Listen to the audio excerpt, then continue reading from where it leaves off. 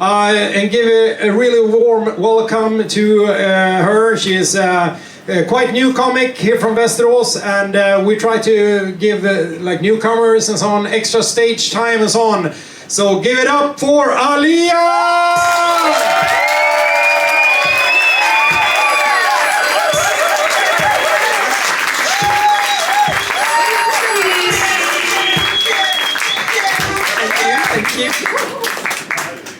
I just kissed the mic there. I was so glad to be on stage. Thank you so much, thank you. I almost didn't make it today because I just recently got a job. Thank you.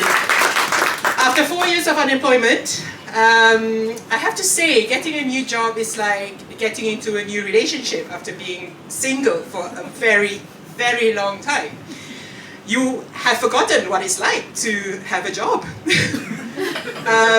You know, you get an invite, you're like, we would like to see you on this day. Come to work, come dressed. You're like, ooh, I haven't put on pants for so long. Oh, I'm so excited.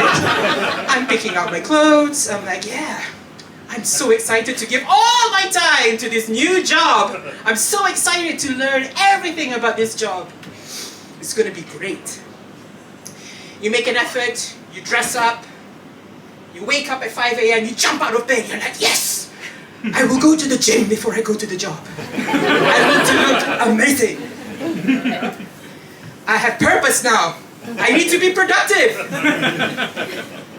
After 100 alarm clocks, you snooze a little.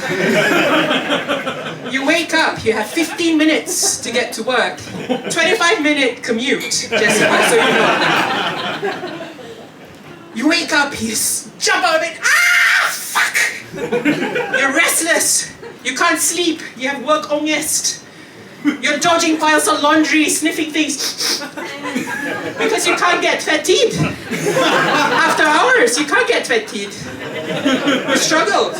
You spit toothpaste into your kitchen sink because your toilet sink's blocked. You're too busy running out of the house trying to do adult things. You pack up another boring, bland matloader. Fy fan alltså. Those matloader. You can't bring anything exotic because you don't want to scare your colleagues. You know they're judging you. They're like, she's an exotic one. She's going to bring something stinky. No. Korv gryta för mig. Tack. Med ris. Bara vitt ris. Nej. Your cute outfits start to stick out amongst the bland, neutral monochrome. So you quit that too.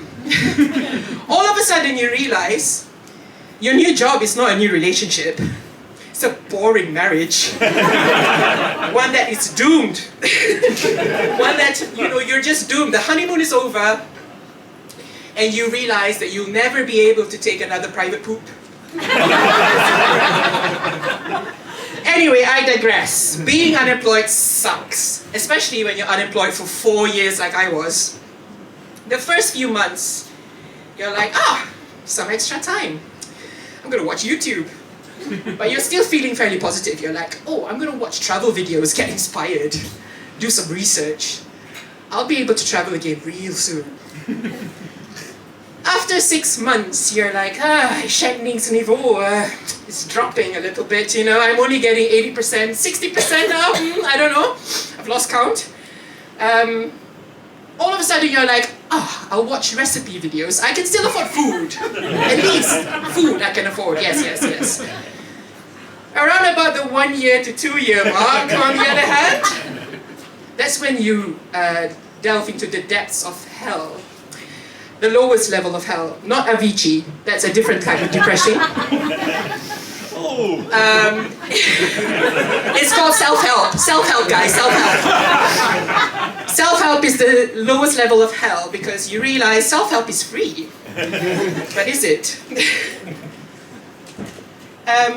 It was after watching a couple of self-help videos that I realized I'm going to optimize the shit out of this unemployment thing. I'm going to dress well. Dress for the job that you want! I'm gonna go and park myself in a cafe. Manifest the life that you want! I looked so good. After my fourth photo, you know, with dodging the eyes of the stink eye that the lady at the Roda Corset was giving me. She was like, you ought to go home now, you know, fourth photo. It's 10 kroner. Fuck off. Then I realized, yeah, I'm just gonna park my ass down here and apply for this 5% cleaning role. Looking like a fucking goddess. Then I realized, it may work. It may just work, this self-help thing. You see, I was broke, but I was rich with time. I tackled my weight problem by lifting weights. I discovered magical serums and potions for my skin. That eventually I started glowing. I was unemployed, but I was glowing. The placebo effect, be damned. I was starting to look good and feel good as well. So eventually, I went to interviews answering questions like, oh, tell me about a time that you managed stress. I'm like, oh, have you heard about self-care? I know some snail serum that's really great. Or, how did you manage your priorities? You mean how I prioritize buying snail serum instead of paying my rent? Yes, I can tell you all about how awesome I am as a colleague. The good news is, in the end, I got a job. Yay!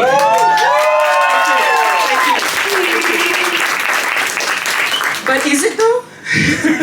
Is it yay? The new Alia, the glow-up Alia, she's pretty high maintenance. I mean, the old Alia, she didn't need meal prepping. She didn't need to go to the gym. She didn't need 10,000 serums and potions on her face. And now, instead of going to the gym when it's calm, and you can lift in peace as a beginner, you can make errors. People are not there to judge you, you know. The gym bros are too busy flexing themselves. You're like, they don't have time to look at you. But now I have to go when it's peak hour, and I have to superset this shit. I'm there supersetting, and then I'm like running and trying to beat people to the treadmill, the other corporate zombies.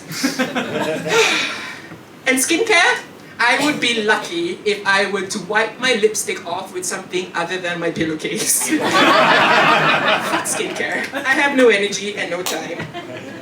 I traded beauty for a paycheck, and it was not a fair trade. Now, one of you Swedes can tell me which fuckhead I can talk to about unfair compensation, yeah? Finns i chatten sen. Okay. And what about the perks of working though? Let's talk about the scam of working in Sweden. Ooh. I was told when I first arrived to Sweden that as soon as you get your first white-collar job, you'll be balling. You'll be living it large. Lies! The biggest luxury after payday is being able to afford burrata on your matloda. Let's just be frank, alright? Let's just be real. Eating out, forget about it. I'm a British Malaysian, so I grew up in Malaysia. And back home, food is cheap and abundant, and you socialize as well, so it's like a triple whammy, you know? Breakfast, you can have Indian. Lunch, you can have sushi. Tex-Mex for dinner. Pashagu! Over here, the only chef I can afford is myself. And I hate cooking. Pashagu! I didn't realize that when I moved to Sweden, I traded the free love slave for being a kitchen slave. Someone should put that on the Sweden.se website instead of lagom. Be prepared to be a kitchen slave and make 99% of all your meals. Pashagu. And to end things up, who decided that the brilliant idea of the cheapest meals that you can have outside is during lunch hour? Why? I was unemployed for 4 years. I worked hard to get a job. And now I'm stuck at the office when I can go and eat a cheap meal, something I can actually afford. Are you kidding me? Why?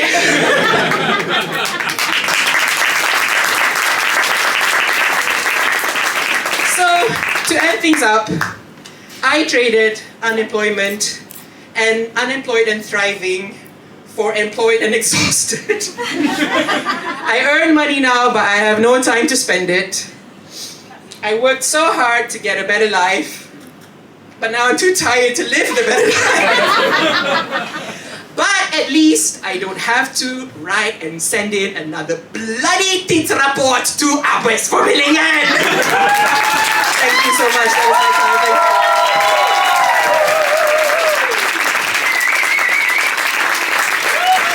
Give it up for Aliyah!